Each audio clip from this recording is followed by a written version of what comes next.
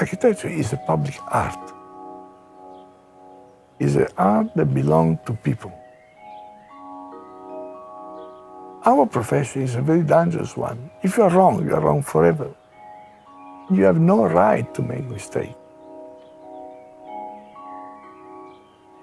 Somebody said that when you are 8 or 10-year-old, you have already learned essentially everything.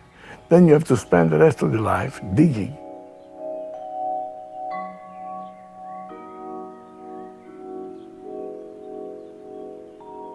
My father was a builder. So I used to spend my childhood on site, sitting on sand somewhere. And when you grow up in this atmosphere, you start to build a little compass somewhere, because it's about watching how things may become a building, you know. You have sand that become a column. You have bricks that become wall. So this remain. Then you may become architect, you may become whatever, but you still have that idea that making building is pure magic.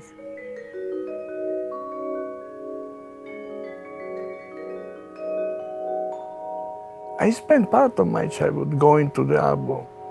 So this is something that remains trapped in yourself. If you are born in a city like Genoa, you grow up with the Mediterranean Sea in your background. That is a kind of constant desire to discover what is beyond that sea.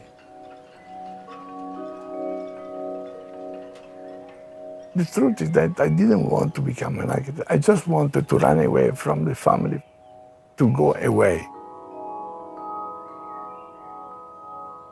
When you are young, you try to do the opposite of what your father has been doing. My father was making buildings made of sand, concrete, and bricks. So I wanted to do things opposite, light.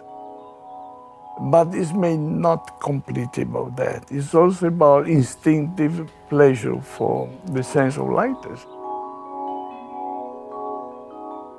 Lightness and transparency are very close friends.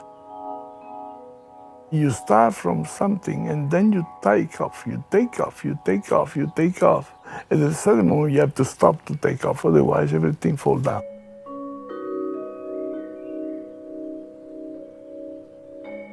If you do this, you find that there's a kind of beauty there. It's a beauty that is profound, it's not cosmetic. Beauty is a profound feeling, it's intense, it's about understanding.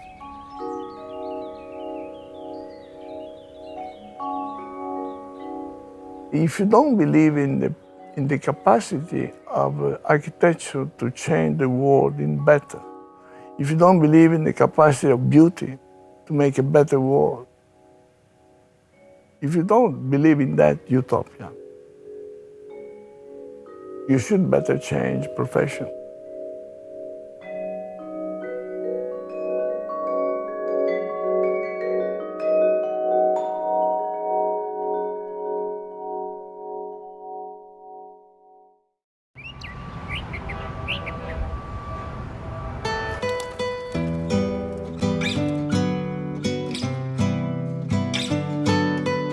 I think that Renzo had Louis Kahn in mind throughout the design process. I think Louis Kahn was looking over Renzo's shoulders, and I think that we have a greater building because of that as well. Louis Kahn was one of my mentors. Every work of architecture should be in natural light. And this particularly, because you were seeing works of art which are really poetry.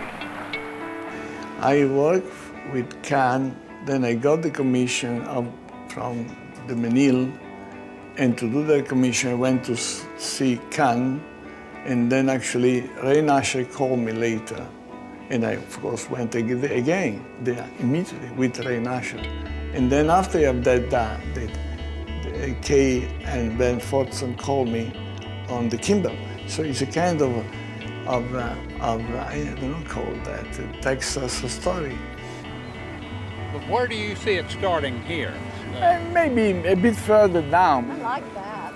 I like that idea. Then you can... Hey, what did I say?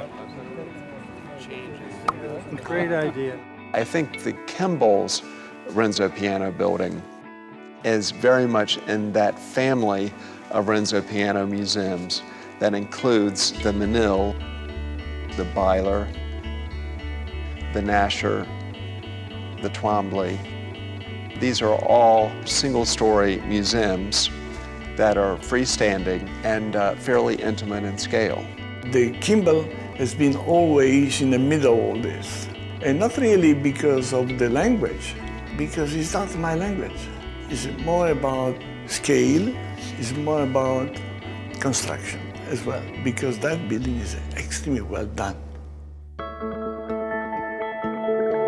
Well, the number one reason why the Kimball decided to expand was so that it can exhibit all of its permanent collection at the same time it has special exhibitions. And we're as well known for our permanent collection as we are for our architecture. Since the Kimball, the Kahn building was built, everybody got to enter from the wrong side. Kahn didn't drive, he didn't get a driving license. He didn't think about Texas like a place where of course you go by car, so you leave the car. Everything starts with by closing the door of your car, and then you start the adventure. I always thought someday, sometime, we should make this right. Is that we are building a car parking underneath here, so that finally people will come to Kahn building. At one condition, that when the elevator comes up and the door open, you have in front Kahn. You can address yourself to the new building or to the old building, but of course you address the old building, the Kahn building, directly from the entrance, as it should be. That was the idea. And then that was the beginning of this dialogue.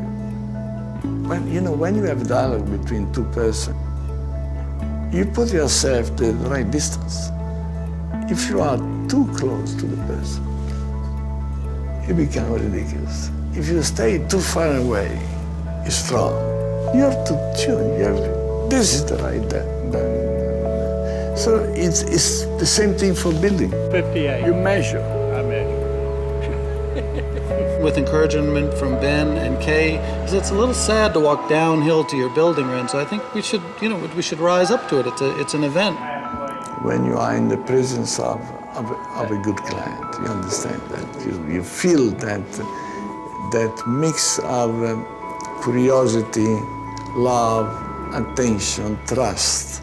This building was lower, it got higher, it was closer, it got further away. It went from wood to travertine to concrete. This is the result of 1,000 little tweaks. Taking material and working with material, putting together things, wood, steel, glass, whatever, stone. It doesn't matter the piece. That piece and that piece is when they come together, they join.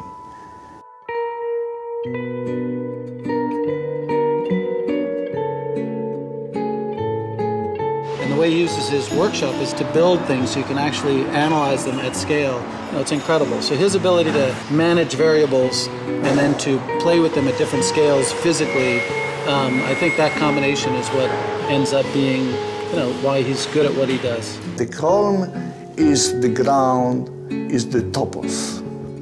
And the beam is a flying. And it comes and it touches. It's not different from ships in the harbor of Genoa.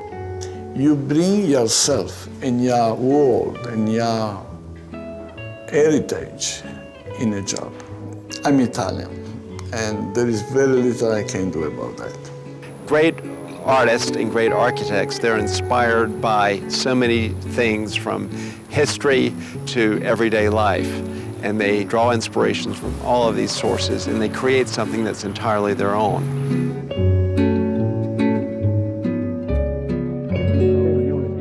The color will become more like that. When the building will be done, you will love the idea to put some sculpture against the wall of concrete.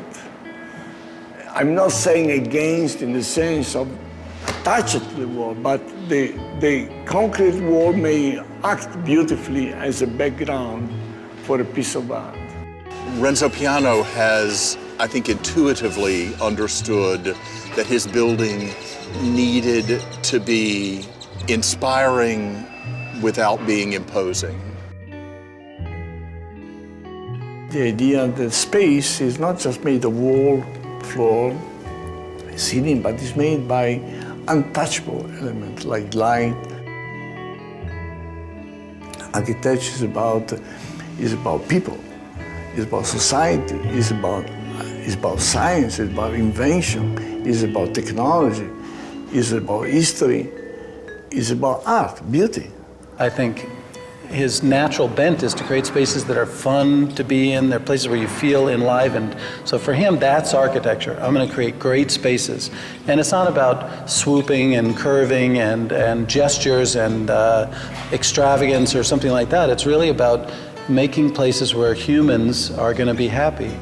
As somebody said, it's nice to get lost in the museum. This building is going to have that quality of intimacy and inspiration that its great predecessor, some 65 yards away, still has. Renzo Piano was not designing just for our audiences of today, but I think he was designing for history. He was designing for Louis Kahn. He knew that he would be forever compared to Louis Kahn right here at the